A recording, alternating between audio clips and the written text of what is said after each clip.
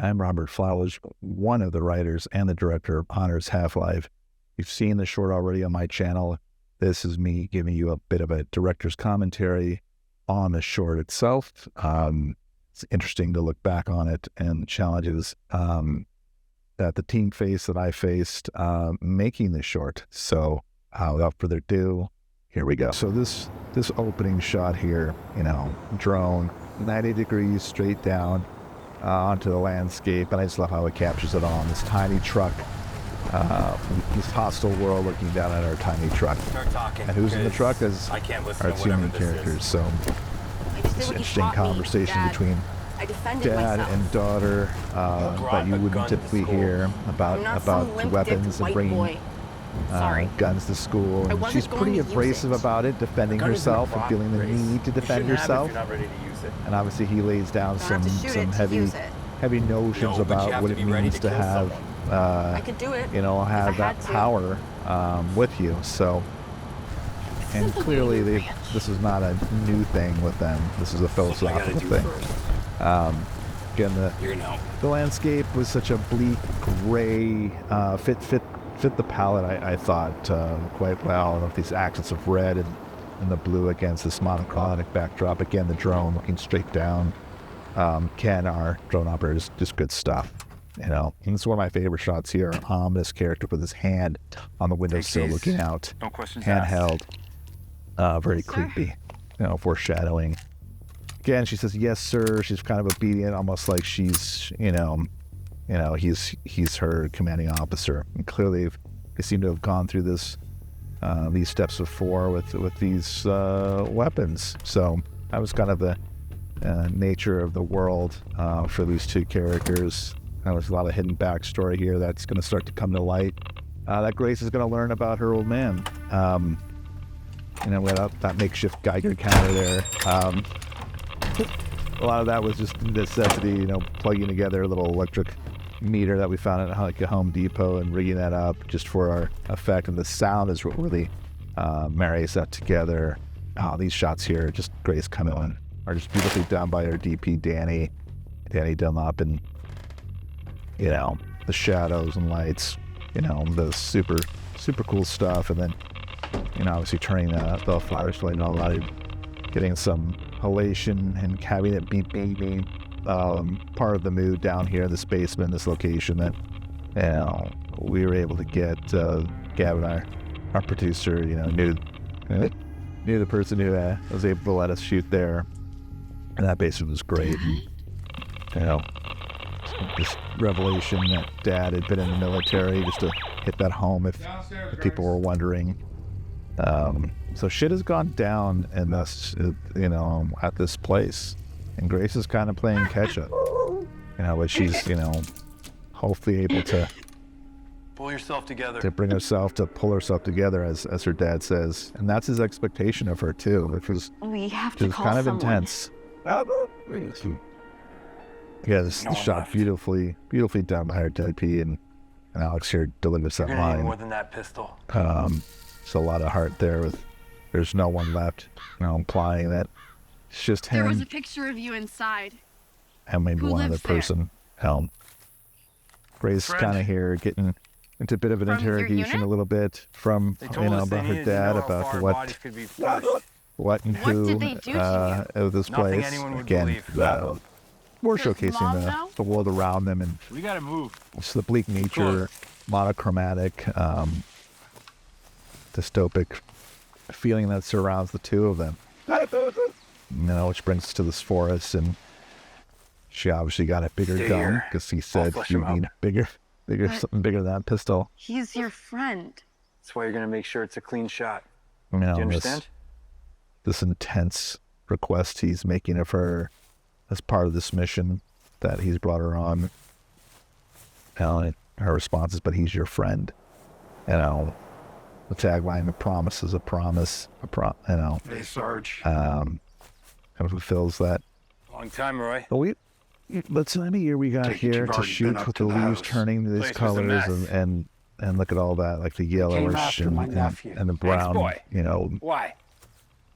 trunks all around. We were camping one time. Kind of a scary And this story to tell a introduction kid, to isn't it? It was Roy, supposed to be. kind of hidden under that hood. You can see some of the prosthetic stuff that are practical buddies.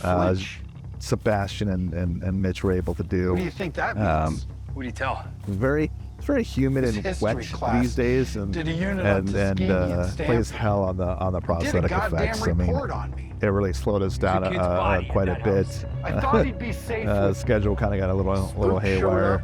A couple I of let it days in the out. middle of our How are you, Sarge? small shoot. How's So the family? I get to see and my this whole daughter sequence builds to this confessional between the Lucy two of has them. They're never forgiven buddies. me. She You know, thinks I'm a goddamn they've been through some stuff. There's a history there. Tell her what they did to us. I've already carried Clearly, it this Roy far. has some issues I here, might as well carry it the rest of the way. and it's kind You're of a better man than me. I an can't interesting fight it dynamic anymore. between the two of I them mean, you're done because fighting it. they're friends, Did you but bring somebody they out here also with you? made kind of a promise Who's to gonna each die other out here with you about today? this Well, that'll be you, Roy. issue that they have between them that only they know. It's pretty intense and twisted thing that Grace finds herself in. She's her father's daughter. She's following orders, using her training. It was so muddy that day. It was amazing that our actors didn't sprain their knee or anything. Doing a little exchange right there. And Roy tracking her down before Joe gets back up to knock him down. And this little slow moment, this build after what we've just seen to get to this. It's pretty close to how I storyboard it, and this cool eye effect, tracking it, flaring out a little bit. And now she's in big trouble. This is way more than she was expecting. And there's, Joe's got his friend.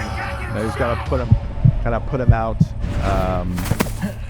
of his misery, dealing with this horrible thing you see right here. Part of the story stuff we see and hear earlier on about what they did to them as soldiers. And so she was able to pass this test and take out Roy with a clean shot. What was he? But it's What they not made over him. yet. What So they this made is all of us. it's an intense emotional Not like moment him. You're wrong. between the two of them. You have to get to the hospital. What about you? Guy who plays Grace is pretty intense This here, and sickness has been my burden for too long. If it's a sickness, then there has to be a cure. and Grace still has the hope only one here. cure, Grace. After she's seen, Same way after you what guys. she's seen, No. and obviously You told Joe's me you bringing were her ready back for to the this. harsh was reality wrong. that I lied. this is kind of what he's Word. prepared her for. That he, being afraid that one day she Well, would I have don't to want to. You saw the take bodies care at of the him, house. so to speak. You got it. You saw that kid, Your friend was You know. weak. but you're not. Look me in the eyes. So, What do you see? Nothing. Look closer. Good. What do you see? A flame. These subtle effects of the eye done by That's what killed all those RVFX. people. Digital Dad. stuff was He pretty wants to good. kill you. Pretty good stuff. Your mother.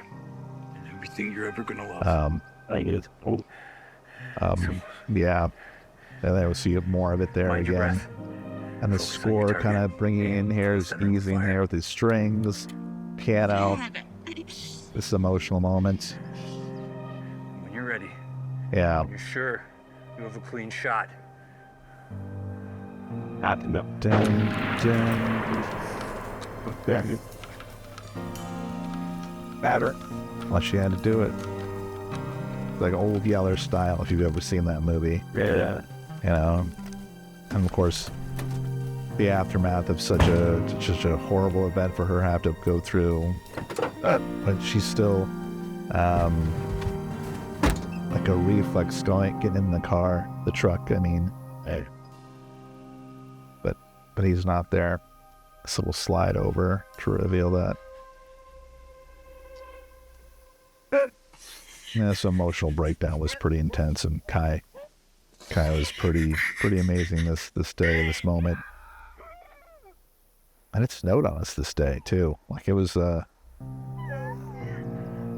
It was a really interesting day where do we wait for the weather, do we not? And the snow and the emotional like weight of the scene kind of seemed to work together. We stopped, we started. Yeah, so that's a little bit about Honor's Half-Life director's commentary. So thanks for watching, and we'll see you in the next one.